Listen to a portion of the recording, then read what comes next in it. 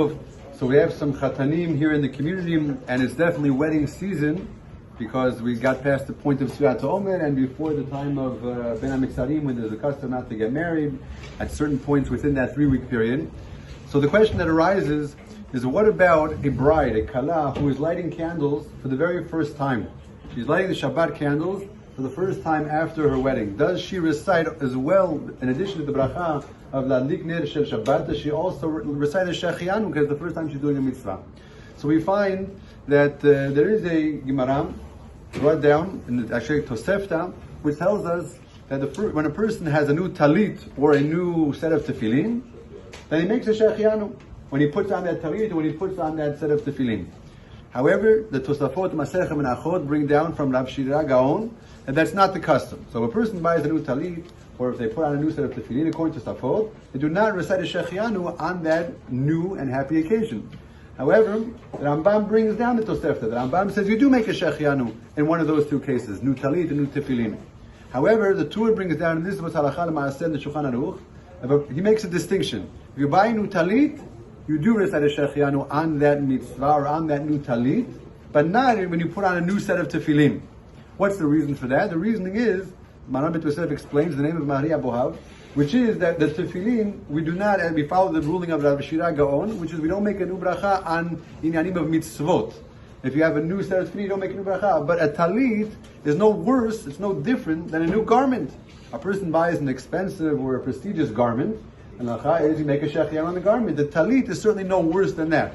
So the Chacham said, if a person puts on a new set of tefillin, we're talking about a person refurbishes his tefillin, he buys a new set, he replaces his old set, we do not make a shehechiyanu on that new set of tefillin. However, for a new talit, the halacha is that you do make a shehechiyanu when you put on that new talit. Now what about the case of this lady, the kala, the girl who is getting married, and she's lighting the candles Friday night for the very first time as a mitzvah?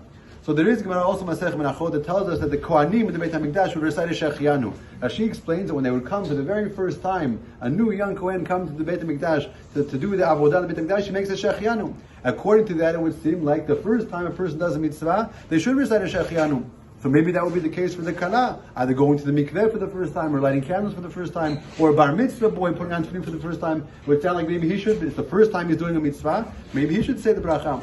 However, although that's the interpretation of Rashi, Tosafot says it's a different understanding.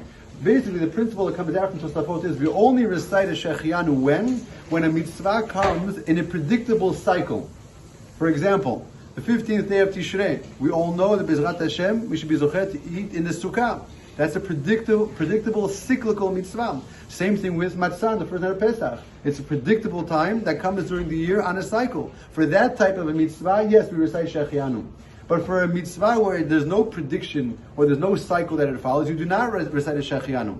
So for example, how would we apply that back to the case of the kala? She happens to get married this time, but it's not a predictable item. She never knew when she would get married. It's not something which repeats itself. Therefore, according to Tosafot, the interpretation of the Gemara is different. Rather, it means that each Kohen knew that he would basically be doing the Avodah in the Beit HaMikdash 2 times a year. That's why they would say the Shehechiyanu, not the first time they do the mitzvah, but rather when their predictable cycle came, each Kohen, if you do the math, did the Avodah in the Beit HaMikdash 2 days a year. It took about they were able to fit 2 cycles of Avodah in the Beit HaMikdash. That's when the Kohanim would say the Shehechiyanu.